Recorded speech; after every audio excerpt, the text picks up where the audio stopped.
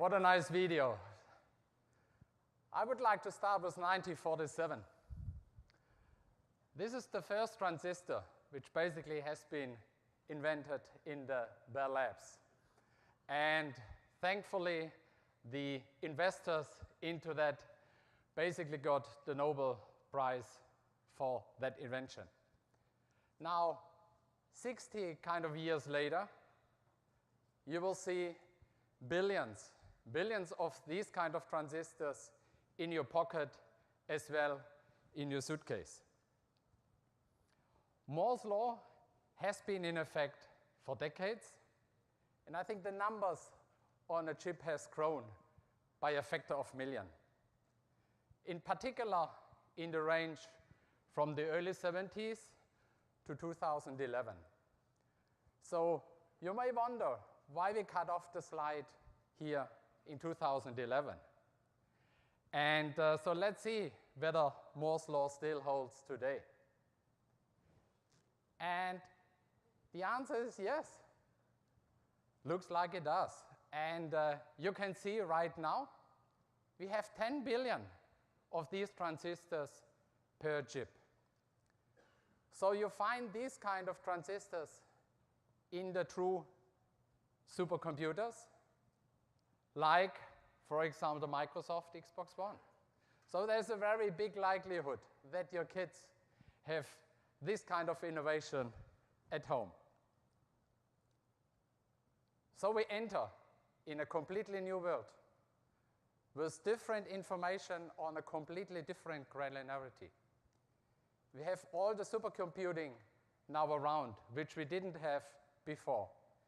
And finally, we talked about digitalization, which is an absolutely essential, and I think this gives us and pushes the door very open for a big digital revolution. The exponential growth of the technology, on the other hand, is really challenging us, you, and we, and our partners to reimagine everything. First of all, thank you for coming.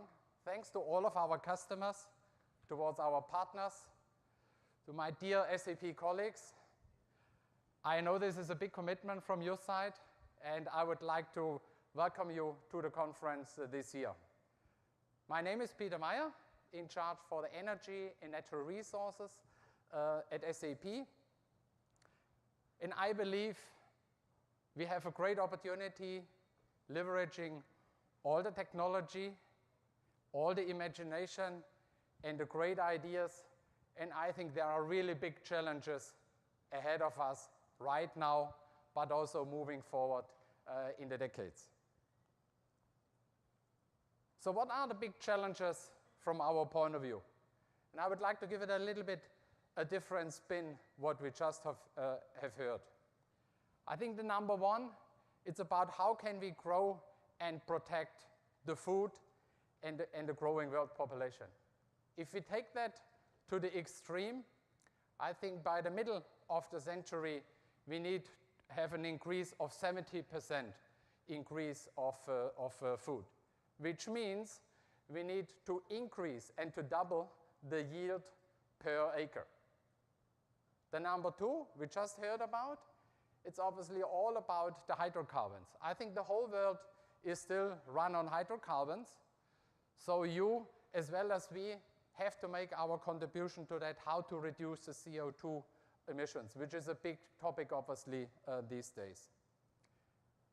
And finally, what we see in a big way, that we are moving to these innovative materials for really a high-tech-driven economy. So therefore, there is a big expectation on the world, globally, towards the chemical industry. And it's really so essential, whatever we do, whatever we invent, which will be key for the economy as well as for our lifestyle. And we heard about the accountability which we have. And I think we just have heard it, right? 96% of all the manufactured products which are coming to the market and which get produced are somehow touched by the chemical industry, which is really amazing. Second, I think you should be very proud, right? 25% of the US GDP comes out of the chemical industry, which is amazing. And finally, I think we have a huge accountability jointly related to the overall economy. If you see that one job in the chemical industry which gets created will create another more than 7 people in the economy. So therefore, there's a big scaling factor, and how can we basically bring this to the next level? But there are also challenges, and I will come back what does it mean for IT and for the technology. I think first of all, we talked about the volatility of the prices. And we see that not only in oil and gas, we see it in steel, in all different kind of industry, where the whole topic of the volatility of the prices is one of the key topics which keeps us awake. Second, it's the geopolitical environment. And to be very honest, it was a challenge last year, the years before, and I see that still will remain a challenge. Just looking to the Middle East, looking to China, looking to Russia, I think these are really uncertainties which we need to deal with. And finally, it's about the technology. And the technology, what we have talked about, mainly driven by the digitalization. And I know for the people who are long in the business, digitalization is not new. But I feel with all the trends which we are seeing right now, it basically comes big time together. And in particular, the digital technology, which really enables us now to redefine and redesign the business models, the business processes, as well as the people and how we work inside, but also outside a company. We basically did an exercise, and I really would encourage you to look into that. We basically, last year, when the whole digitalization really took really big time off, we did an assessment across all the industries. We did an assessment where we say, where are the industries going? Where do the industries make money? What is the impact on the people? And what is the impact on the processes moving forward? And we will see, you will see in a second, that will change in a big way. So in chemicals, with Don and the team and everybody, with the customers who contributed, we basically see 3 key models. First of all, it's all about on the agribusiness. We see huge changes coming up into that one, which we need to address, where we basically see it's all about the farmer moving forward, where we see a great collaboration going on between the chemical companies, the trackers, where we see the whole weather information, where everything needs to come back together on one platform. So that will be a big change moving forward, how we address the whole agribusiness. And you can also imagine in Germany, in France, huge demand in Latin America, how to address that whole topic. The second one is the commodities. And commodities, the communication, but also the demand is a different one. It's about the supply chain. It's about the closeness towards the feedstock. And it's also about what we just heard about the sustainability. We cannot see the sustainability anymore as something separate, which we might think about. No, this has to be hand in hand with all what we do in the commodities. And finally, it's about the specialty chemicals. And I would say here it's completely different compared to that what we had in the past. It actually starts from the customer. It starts from the customer. It starts with the co-innovation. How can you really co-innovate with your customers in a much, much, much accelerated way? Think about when the last blockbuster in the chemical industry came to the market. So a lot of structured, unstructured data which we need to deal with. And obviously, very hot, we just talked about, is the whole management of the intellectual property, where we did a lot of work together with you as our customers. We have seen how the chemical industry is basically in the center, so to speak, of the universe. And this is now a little bit of a different spin, which we just have heard. You see on the left, we basically predicted already 10 years ago, 12 years ago, that the industry boundaries are really blurring, which means that you are not anymore in one business. And to survive in that digital economy, you really have to be much, much faster than you have been in the past. So you see here on this particular example, where there's a chemical company who delivers to the mill products, right? To the building materials, for example, to high tech, towards the healthcare market, towards the life science market, towards the energy market. So what does it mean? You need a platform where you basically can adjust in a very quick way based on your market demand. And this basically goes also to the second piece, which is all about you need to define this, you need to define your supply chain, you need to define your processes starting from the customer and not anymore the inside out. That approach is gone. And SAP is absolutely committed, and I feel together also with our partners, there is a great deal of innovation now available where we really can help you in that journey. So really, industry leaders, from our point of view and based on our experience, are really starting, A, to redefine the business models. Where do you make money in the segments I talked about? What does it mean for your processes? And finally, what does it mean for your people? People within your company, but also people outside your company. So you really need to define, from our point of view, it's not anymore the competition between one company and the other company. It's about company A and the ecosystem and the company B and the ecosystem. So my call for action, define your partners. This will be a very essential piece moving forward to survive in this digital world. I'm now 25 years with SAP, and this is not to be arrogant, but I feel there was never so much innovation for the chemical industries as we have today. SAP made a huge investment to basically keep and being very, very close, A, towards the customer. And even sometimes to your customers, to the customers of yourself. If you look into this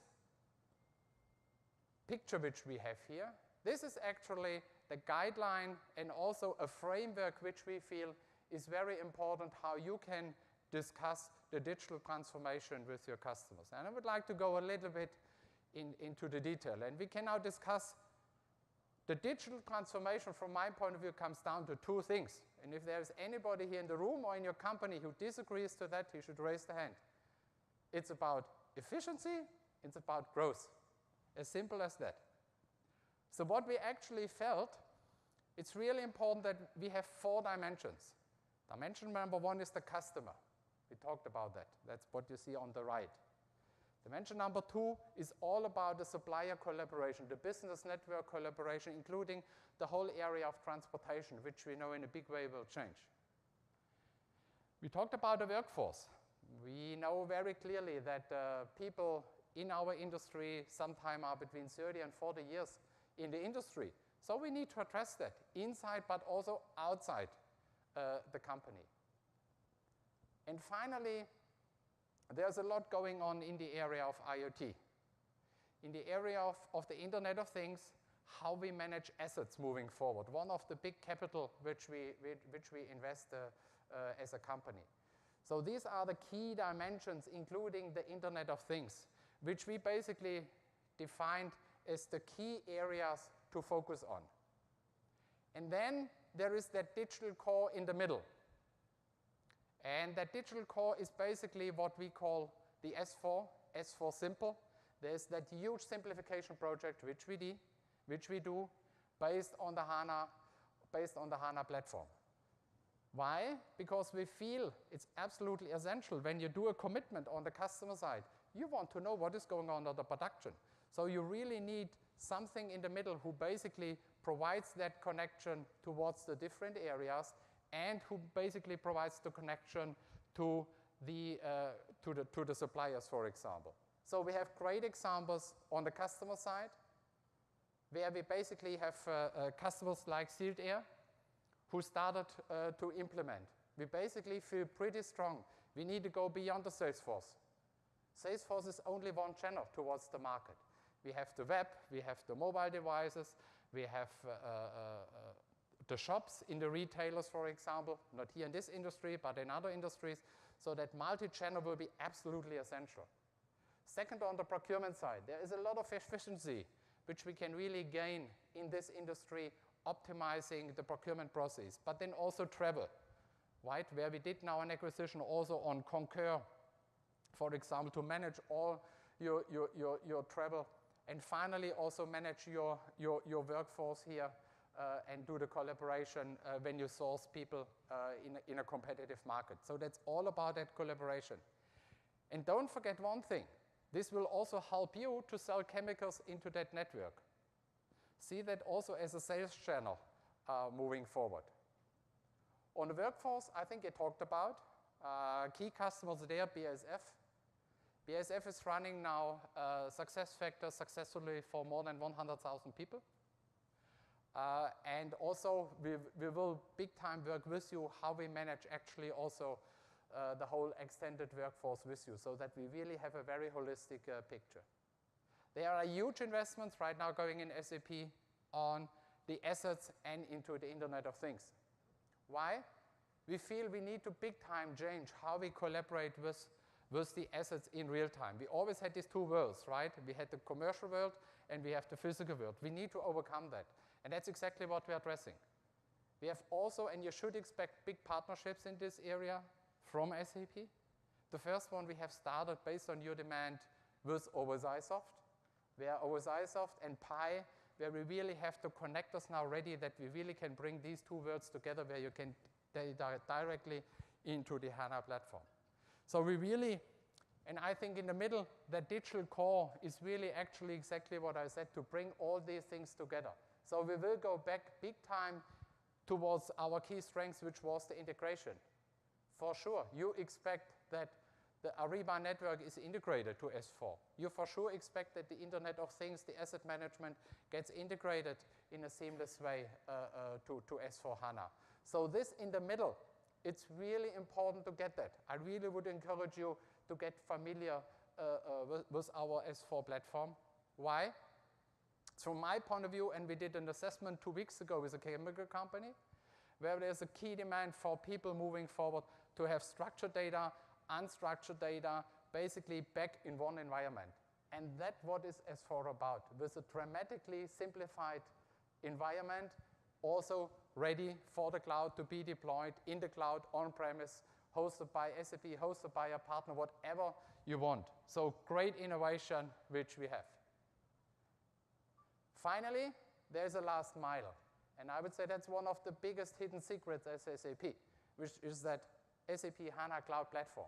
What is the HANA Cloud Platform? That's for you as our customers, but also for you as our partners, to basically enhance the current solution without modifying that core, and basically provide the last mile towards your people and towards the line of business.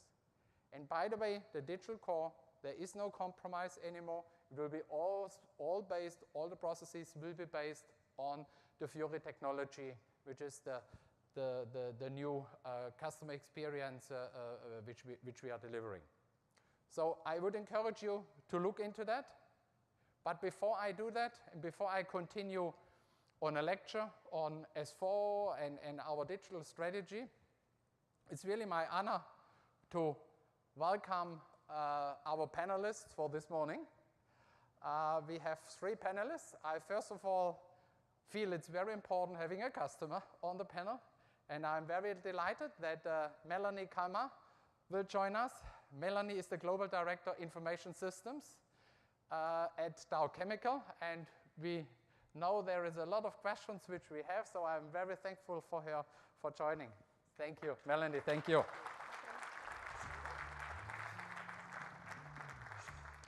The second one, it's always important to have an analyst with us, right?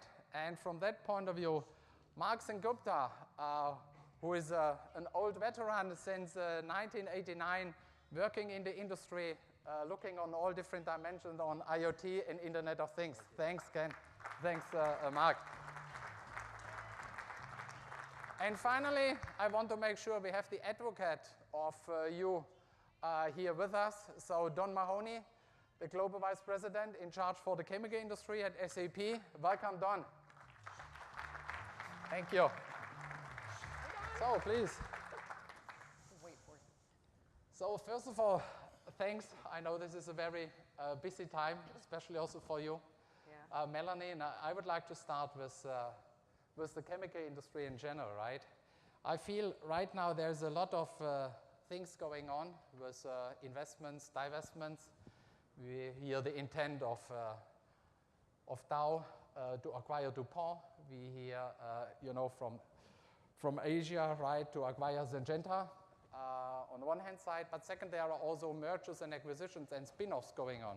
So my question, how do you see, how will this affect Dow and how would this affect overall the industry in total? What's your take, Melanie? Well, sure. Thanks, Peter. I want to thank you and Don for inviting me to be here to talk a little bit about the exciting things we're doing at Dow and kind of share perspectives on how we're dealing with these opportunities that are being presented to us. But yeah, the mergers and acquisitions activity right now is really game-changing for the industry. And like you said, we've announced back in December actually 2 major activities where we're merging with DuPont with the plan to eventually, and we've already communicated the plan to eventually spin out businesses from that merger. But on the same exact day, we also announced that we're restructuring the ownership of Dow Corning, where we're bringing in the silicones chemistry into Dow, and I think we'll have some exciting innovation and products coming out of that. So working with two great companies, DuPont and Dow being the 2 oldest chemical companies in the U.S., DuPont over 200 years and Dow 118, so some very interesting dynamics there. And I think you guys all understand that when you do a merger or an acquisition, you have to be agile. You have to be able to deliver that financial consolidated reporting and some level of combined operational reporting on day one. Yeah. With a divestiture, you have to, you typically are divesting business that's interwound with other business, and you've got legal entities to deal with and unwind those to be able to divest. So, and you can't do that if you don't have an agile base of capability. And I know at Dow, we started our journey, our strategy to really become more market back instead of product forward several years ago, 10 to 15 years ago, and we've been, evaluating our business portfolio on a regular basis, and these 2 latest deals are kind of a result of that as well. And that was really our key value driver for modernizing and uplifting our platform at Dow. And just last year, evidence of what that's allowed us to be able to do, just last year we divested over $8 billion worth of business in 1 year. Wow. We had 8 transactions. One of the transactions was $4.5 billion on its own, and we had that business carved out from our ERP and our ecosystem and ready to go in less than 6 months. So I think the ability to be agile and having that streamlined platform are really important as we talk about these big opportunities. Thank you. So if I take that to the next level, right? Knowing Dow a little bit, I think agility, but also you mentioned the productivity is one of the key things to remain competitive moving forward. On the other hand, I would say we see a lot of trends on commoditization in general in the chemical industry. So my question would be how, from your point of view, how would the chemical industry differentiate moving forward and what kind of role will technology play into that? Yeah, really good question. I think, from a chemical industry standpoint, innovation is still very important as we move forward, but it's a very different kind of innovation. It's, we refer to it at Dow as kind of innovation at the intersection of sciences. Yep. But also, thinking about what you presented just a little bit ago, understanding what's going on, the trends in the world and taking those into account, but most importantly, really collaborating with your customer and understanding kind of how you can take your current product base and help them solve problems or challenges that they're facing. And a great example that we launched in 2013 at Dow in our specialty plastics business, so in the plastics industry where it's very commoditized, I should say. Yep. You know, we opened up PAC Studios, which are labs in each of the major geographies, and it's an environment where we can bring customers and value chain members in to really understand kind of what their challenges are and help co-innovate together. So it's a very, I mean, it's important and it's a very different kind of innovation. Much more collaborate, right? Yes, much more collaborative. Yeah. Thanks, Melanie. So, Marc, maybe we go to you, right?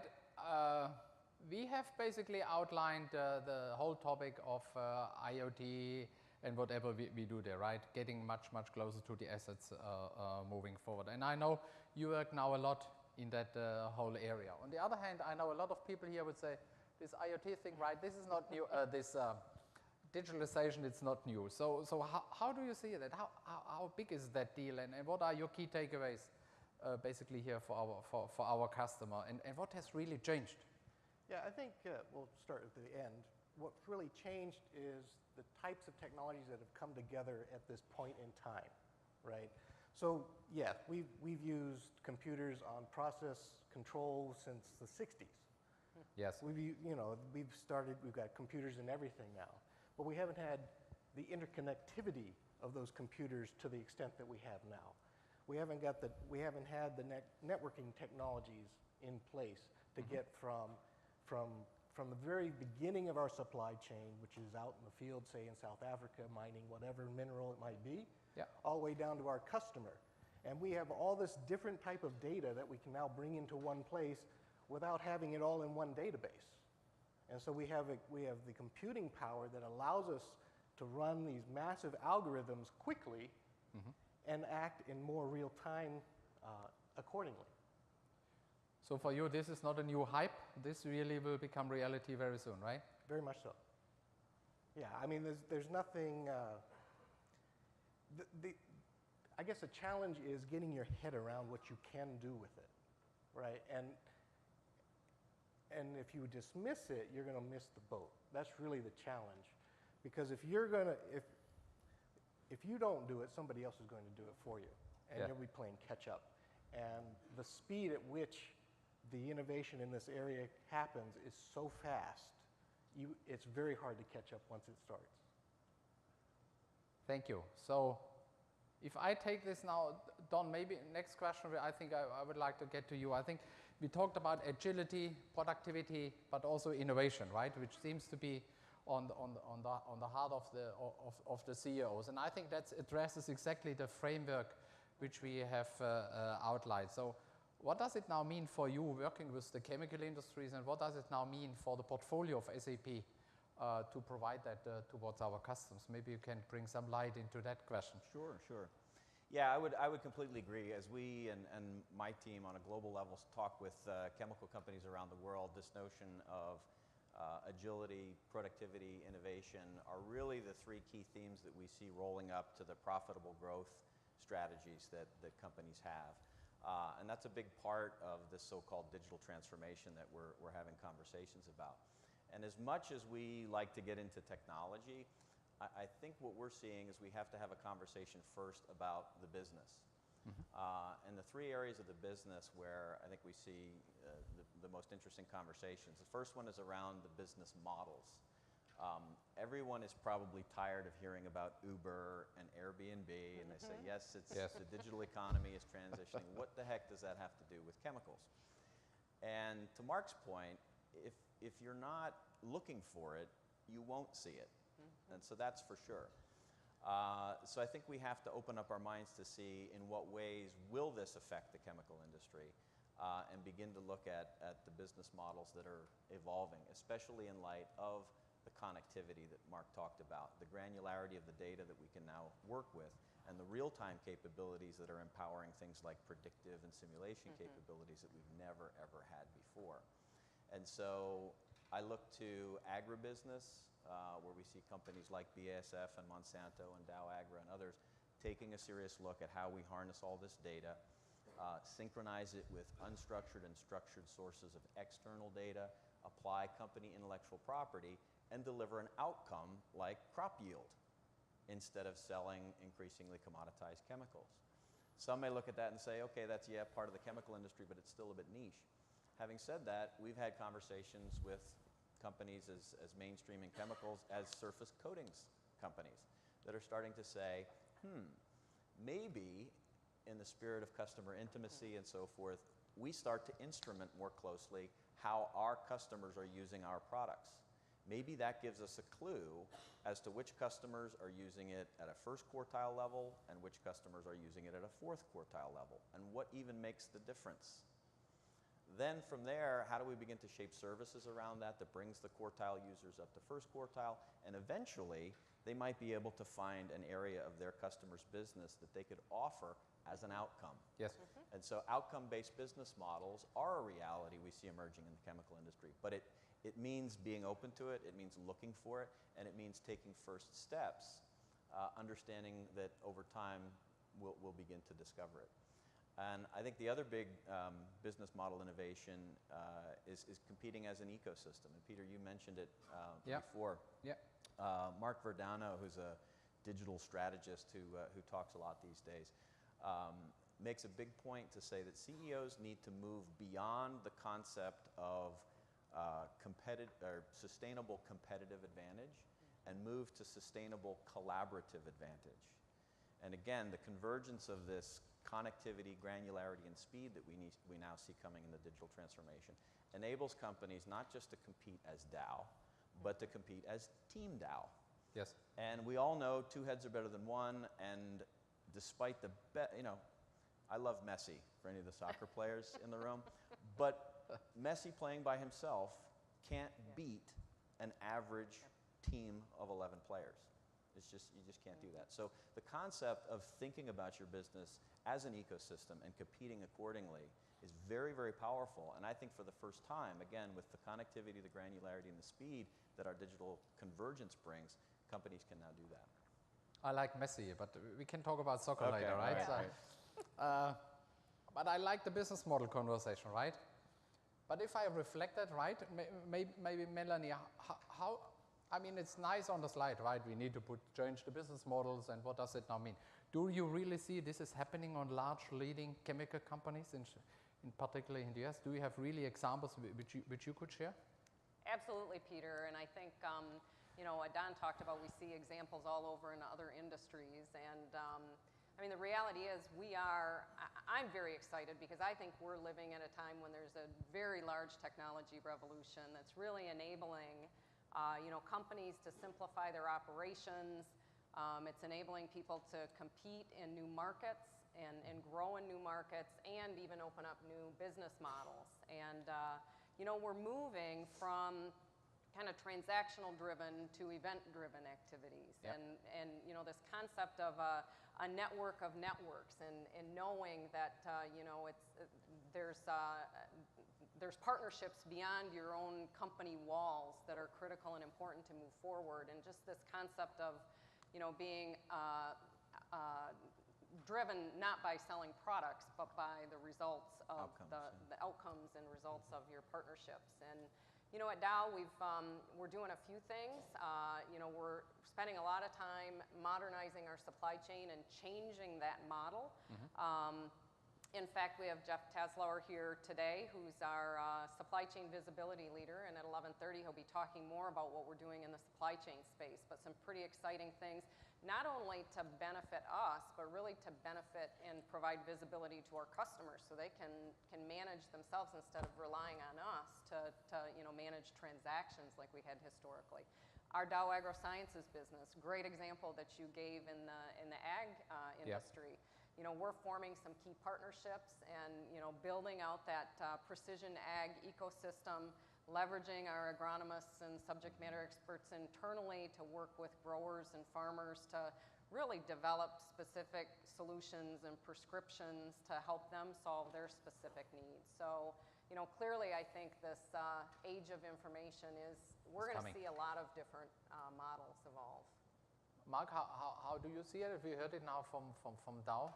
Do you see that on a larger scale, the business model topic getting addressed, or are you think that the company is still hesitant on that one? It depends on the company, but you know, you'll see a lot of news being made, especially like, for example, GE and the way they've been using their predix model Yes. within the company, and they've just made that public. Along the same lines, the Asset Integrity Network, which SAP recently announced, is very similar along that vein, where you're using the SAP platform to connect the manufacturer with the pump manufacturer or some other type of equipment manufacturer to get a collaborative process in place. I mean, one of the topics which we have outlined here, right, you should not underestimate, right? We have a lot of connectivity between the assets, between the customer, between the people. And I think that would be my next question, right? Where I feel also the work for you as an employee in an organization, but also in general for the ecosystem will change. What is your feedback on that one, Melanie? Any feedback you would like to share, what you are doing there?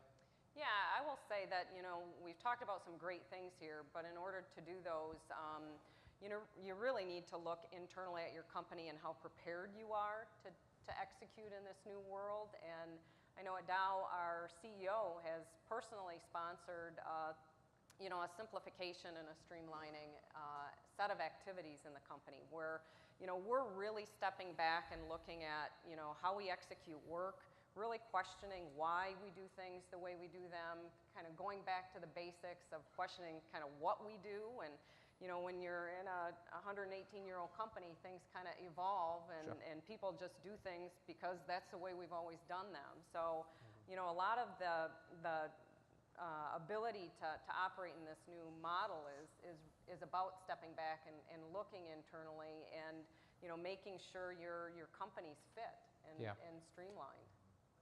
I think that's a good segue, right? I think from my point of view and based on my experiences, right, if you just look at that picture, right, I mean the consequence which you also give towards us at SAP, I feel the speed, the clock speed is even increasing on top of the picture which we have, right? A lot of time we have a clock speed, I would say, on 6 months. It's shrinking. That's shrinking and shrinking and shrinking, right? So the recommendation I would also give, you need to come back with the business. You need to engage from an IT point of view with the business in a range of at least between 1 and 3 months. I would say that's a clear feedback which we also hear from customers who are driving the digital agenda. Basically, Don, which would lead to my final question to you. So what can the customers expect now? You know, we have outlined the framework. I know we will show the digital boardroom as a first concept, which is basically helping you to drive your company moving forward in real time, which we will share with you as a first kind of a prototype. So we were very keen to get your feedback on that. But what are the key things you would like to address to the people here, what they could expect over the next 2 days, and what should be the key 2 to 3 takeaways for customers or those for the partners? I think we've touched on a couple of them already. I mean, first, again, I hope this conference helps create a mindset for everybody in the room that digital is not just another marketing term, but that we are actually on the cusp of a real transformation, and that everyone's eyes would be open to that. We'd be looking for new ways to develop business models. But as we're looking for all these really cool transformational business models, the second point I would make is let's not forget about the core of what we do every day. All the stuff that we've always done, but we need to do better, cheaper, faster, smarter. And I think it might have been Keith Sturgill from Eastman who made a comment that, you know, we really need to start as an industry moving beyond transactions. Not that transactions aren't important, they're critically important, but they're important in the way breathing is important. You want to do it, you want to do it well, but you shouldn't have to think about it. And what that will enable us to do is to start asking more questions. And I think that's something that has been part of our past. We've been all about getting known answers to known questions, and that's great. Yes.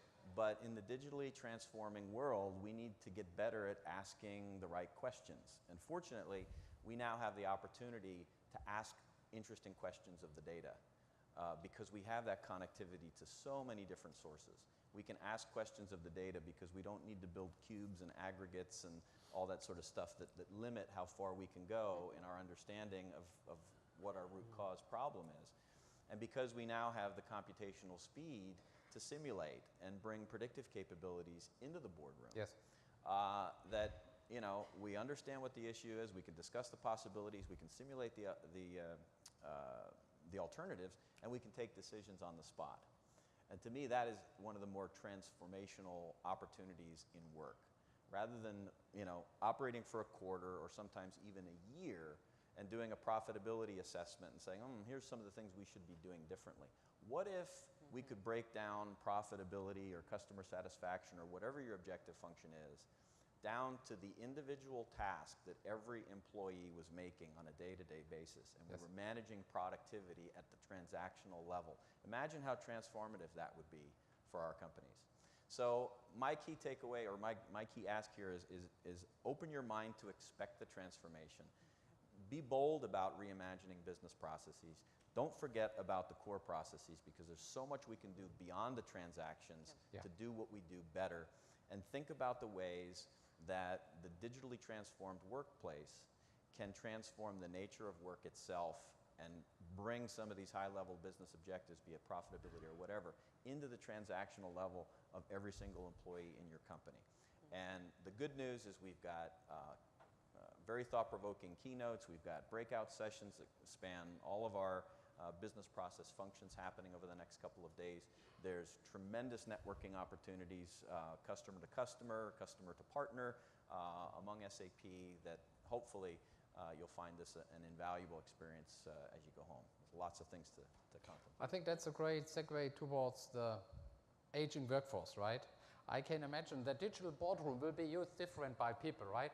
You will have, the 20, 30-year-old people, and you have in the board of directors, for example, where we use it. I'm not saying that all of our board of directors are 70 and beyond, but I would say there's a big distance from the people point of view, right? So, Marc, to your side, aging workforce is one of the key topics in the chemical industry. How do you see that moving forward, evolving, and how are chemicals companies reacting? What would be the guidance towards the participants here? Well, we've been talking about this for, 10 years now, right? Yeah. We're gradually retiring all our experts. And so the real nice thing about what we have from a technology standpoint, if you look at things like Watson, right, it gives us the ability to institutionalize that expertise for call-up. And right now, IBM's using that in the medical field for just that. Instead of the doctor having to be there, the nurse can go to Watson and type in, start talking about questions and pulling in data from different sources, and Watson can go through its database that it's been trained to go through and help address these questions. You need to look at this, this, and this, right? Well, we have the same opportunity here, where we still have these experts. They haven't quite retired yet, and we need to get the new people on board, up to speed. And so we have this IoT cloud technology available that we can utilize for just that. And again, the key is, before we used to write procedures, that's how we would capture expertise. We got the old guy to write the procedures, and we would keep it. And they wouldn't be kept up to date, et cetera, right? But with technology now, we can do that. But as we lean on it more, it's more crucial to keep up to date. And so that's also a key as well. Perfect. Thank you. So I would like to just, I think, a brief summary, right? I think we have outlined what the capabilities will be and why we do this whole thing, why we need a digital transformation. I think we gave you a first kind of a framework which we can use in your day-to-day work. We also laid out the key dimensions, what is hot in the different areas and what you should consider. And I think there is one question remaining, how to get there, right? But before we do that, I think that's a separate session here. So the last one, I would like to thank Melanie for your participation, also Marc and Don for the contribution. Thank you so much. Thank you. Thank you.